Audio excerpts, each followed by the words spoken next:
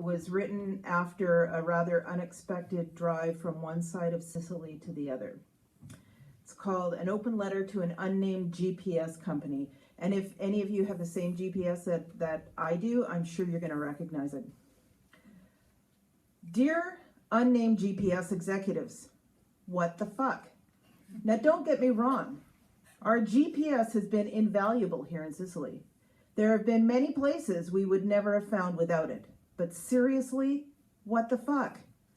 Yesterday, Nick, my navigator and darling hubby, and I left Noto, a fair-sized city, to return to our new home in Cianciana, a town a comfortable 30-minute drive from Sciacca, the largest city in our province of Agrigento. The GPS assured us on the screen that we would be home in 3.5 hours. Pretty much what we had expected. The first 1.5 hours were smooth sailing. The autostrada, the freeways, all over Italy are superb, including the ones in Sicily. A quick jaunt to Syracuse for you non-Italian types, and we were on the autostrada to Catania, an easy switch, and we were on the autostrada in the direction of Palermo, Sicily's largest city. I fully expected that we would take the turnoff to Caltanissetta, a city in the center of Sicily that has good roads taking you to almost every point on the island. From there, south to the city of Agrigento, and along the well-paved, albeit windy mountain road to Cianciana. Piece of cake, right? Oh no, my high-powered GPS provider friends. Here's how it went. The turnoff to Caltanissetta whizzed past us as we drove along the autostrada, going just under the speed limit at 120 kilometers an hour. We had set our GPS to speak in the voice of a Canadian male. We didn't want to be confused by a British, Australian, South African American, or any other English-speaking accent while driving at high speeds. So as we drove past the exit for Caltanissetta, our Canadian GPS buddy was oddly silent, but we trusted him. And so we continued on for another 2 or 3 exits until our GPS announced, "Get off the highway! Get off! Get off!" No, I'm not exaggerating. This is exactly what he said.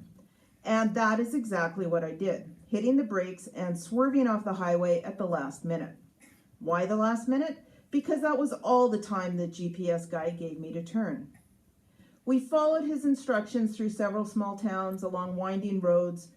Winding roads are normale in Sicily. This is an island full of volcanic mountains and river valleys, and while Sicily is also covered with small backcountry roads, lanes, and goat paths, what we didn't expect, when there was a perfectly good highway almost all the way to Cianciano, was to be sent along progressively narrower and narrower roads, lanes, and goat paths. We drove through villages so small that to call them a village was an exaggeration of the highest order. Sometimes GPS guy, very soon to be known as the asshole, would soon call me a doofus or the dork on the steering wheel. Okay, I know what you're thinking. Perhaps I am a doofus or a dork on the steering wheel. Well, oh GPS provider executives, I'd like to see you make your way through a 6-lane traffic circle, battling 30 or 40 cars and exit immediately after without bumping or scratching someone's shiny new Alfa Romeo or Lamborghini, because I have done that. Or could you wind your way through a herd of cattle while the bull stood waving his very long horns at you menacingly? Because I've done that too.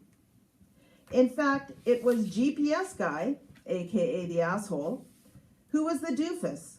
Frequently, we would be traveling along a road and the asshole would tell us to turn right in 200 meters. Oh, did I say right?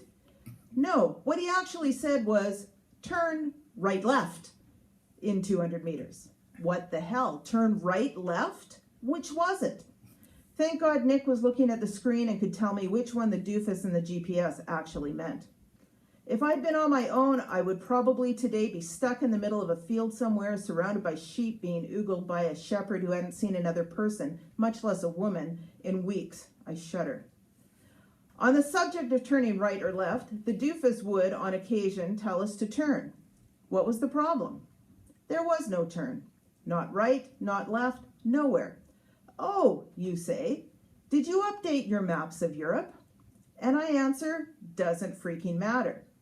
You see, not only was there no turn, there never had been any turn. In fact, on some of those turns, if I had listened to the A.H. I would have driven off a cliff, something that I seriously considered doing a la Thelma and Louise as the afternoon turned into the evening, turned into the night. Let me pause to wax lyrical about some of these roads down which the dork in the GPS sent us. You may think I'm joking about the goat paths. We drove down paths that 20 kilometers an hour was a breakneck speed. There were holes in the road that had goat skeletons in the bottom. An inch one way or another, and we would have been, to quote John Cleese, pushing up the daisies or joining the choir invisible. In fact, we would have each been a non-parrot had we been parrots to start out with. On one of these paths, we passed the shepherd who literally stopped in his tracks, mouth wide open, and watched in amazement as we inched by. This morning when I arose after giving some truly heartfelt praise of thanks that we had actually made it home, I looked at the map of Sicily. I managed to get a rough idea of our route from the map. We had taken roads that were not just secondary roads. They were not even the roads that were marked as smaller as secondary roads. They were so small they did not exist on our quite detailed map of Sicily. And all of this I could have lived with but for the following. The dorky, stupid head doofus of an asshole of a GPS guy kept changing his freaking mind. We would turn where we were told to turn, and he would say, "Oh my God, you've gone the wrong way. Turn the car around." Ugh! Way up in the mountains, not an inhabited building or vehicle or person to be seen. As we drove along these goat paths, we watched the sun go down behind the mountains. Beautiful sunset. But do you know how many streetlights can be found on a goat path in the mountains? None. So we went from a beautiful, stunning sunset to pitch black in the space of about 2.5 minutes. You can imagine this slowed my driving down just a tad. And another thing, Agrigento in the heat of the summer is prone to fires in the mountain fields. This poopy-headed doofus of a GPS guy directed us to not one, but 2 fires that we had to find our way around in the dark. You see, this 3.5-hour trip, which had started at about 5 p.m., went on not 3.5 hours, not 4 hours, not 5, not even 6 hours. It went on for 6.5 hours. 6.5 hours. You see, GPS executives, we really didn't start out from Noto with a plan to be the SS Minnow. We, I suppose, we being the skipper and Gilligan, didn't want to be off on the 3.5-hour cruise only to be shipwrecked without even the Professor Thurston Howell III, Mrs. Howell, Ginger, and Marianne for company. Although I suspect my husband would have forgiven you much faster if you'd provided Ginger and Marianne as traveling companions. I just want to say, come to Sicily. Take our GPS. In fact, we would even put you up in our house. Come here. I dare you to drive from Noto to Cianciana using only your GPS for directions. Sincerely, the dork on the steering wheel. Thank you.